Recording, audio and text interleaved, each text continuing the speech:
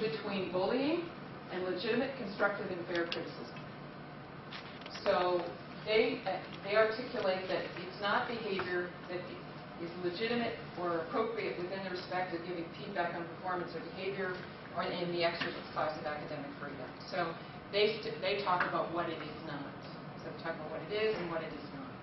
So that's certainly something that in organizations we want to talk about because it's a bit of a challenging piece to sort out.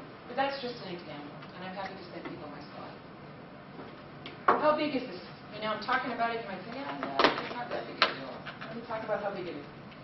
In terms of incivility or disrespect, with the VA research in 1997, 38% of their employees, now their employees, there's 250,000 people who work for the VA.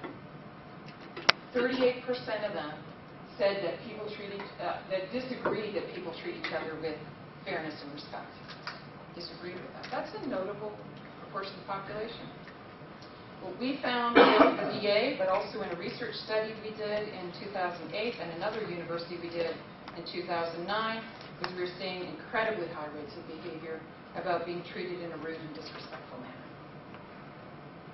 So we have high rates of those kinds of behaviors. Now, when you think about it, you're kind of like, oh, what's the specifics of that? And that's part of the challenge. Dan? The numbers could be misleading, though. I mean, if you ask people, have you ever been treated in a rude or disrespectful manner, maybe a lot of people will answer yes, but it may only be 0.25% of the time that occurs. Oh, yeah. Well, and the scales that we use, in fact, are never, in the past 12 months, never once, 2 or 3 times, monthly, weekly, and daily. And then we ask who. So yeah, we work to sort that out because bullying, persistent forms of hostility are about really enduring kinds of things. And we find who does it also has an impact. And I want to show you some really cool stuff out of universities about who does this stuff. Actually, I'm going to have a guess. A nationwide survey, lovely representative sample, random sampling everything, a social scientist dreams of, was done in 2007, Zogby surveys. And what they found is 13% of the people said they had been bullied in the past year, 4% in their working career, and 12% had seen it.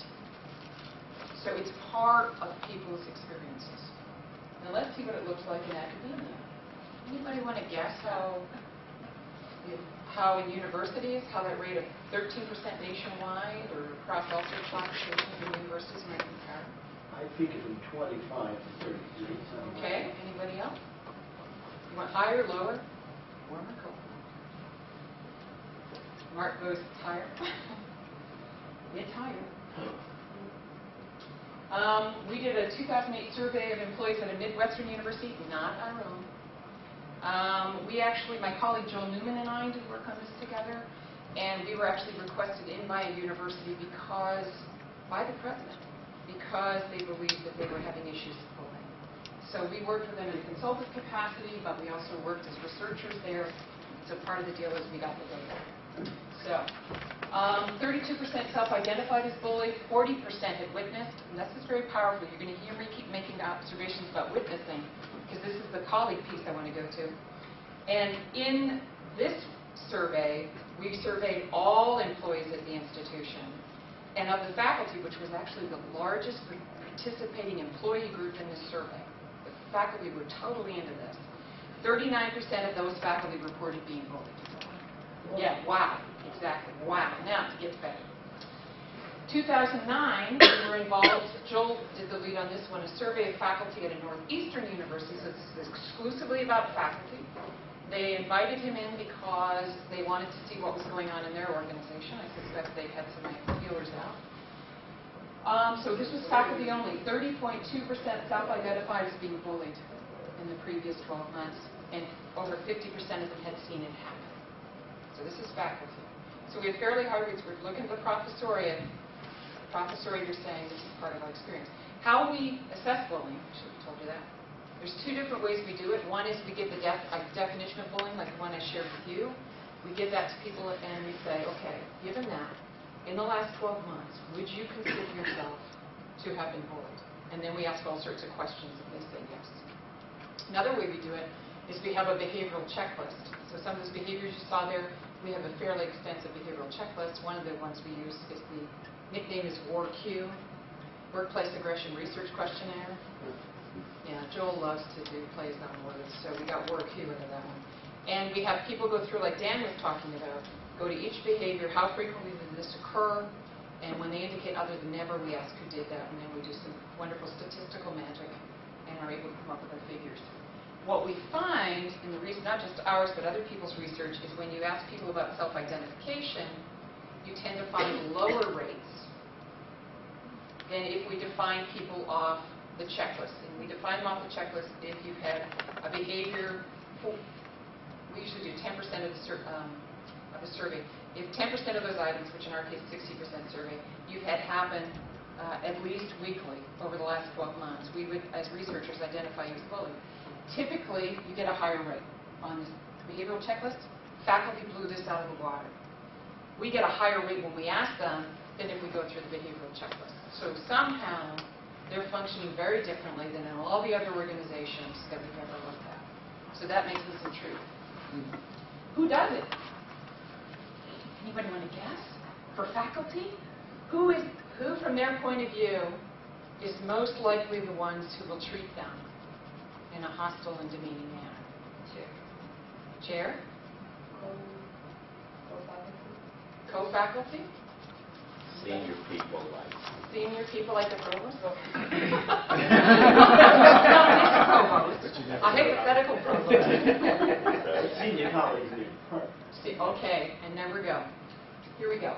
In the working population, in the U.S., it's equally likely to be a supervisor, a higher up, or your colleagues. It's different with faculty.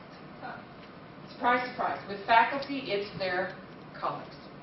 In the 2008 study, it was their colleagues. They weren't talking about the provost or the VPs or the chairs. They did a little bit of that, deans too, but it was their colleagues. And when we, in the 2009 survey, because we learned from our 2008, because we were surveying a broad employee group and we asked who had done this, we gave them general power categories like coworker. What we learned in talking with the faculty at the other institution is that it was senior colleagues who were senior to the person reporting. So when Joel went and did this with another university, we made sure to break it down. And what we found was 72% of the faculty who said they had been bullied said it was from colleagues, and of those people, 55% said it was the people senior to the target. So the feeling sometimes that junior faculty have, that senior faculty give a hard time, not in our department, of course, right, Jim? Is people are saying that's been part of their experience. Again, faculty are interesting here because they're not, our general working population data, it's opposite, or it's different. So that intrigues us too. We have some stuff on gender. We're not exactly sure where it's going. I'm writing a book chapter on that right now. Men and women are equally likely to be bullied or bullied. However, with faculty, as we're coming to get a sense of, faculty are a different kind of group. There's evidence that women may be at slightly greater risk for being bullied. What's really important about the persistent hostility piece is it is, in the parlance of the legal terms, it is same-sex harassment. It's predominantly women mistreating women or men mistreating men. What's interesting about that observation is that all of the legal terms around sexual harassment therefore don't apply. It's very rare because we often see that as opposite sex affairs. So, and in fact, there is no legal protection around what we call status-blind harassment. Not yet. This is also something that's really interesting. Is it a single person who's doing this, or are there multiple actors? What is nicknamed mobbing, coming from Conrad Lorenz's stuff? You know the mobbing? I love Conrad Lorenz. Been a formative figure for me since I was a kid. Yeah. You just said there's no protection against what? There's no federal or state protection against what we call status-blind harassment. There is protection for status-related harassment, gender, race, disability, that kind of stuff. So, like what we're discussing, you're saying there's no protection? There's no legal. Other than like that J-code? Right. Other than regulatory. Yeah, and there's efforts being done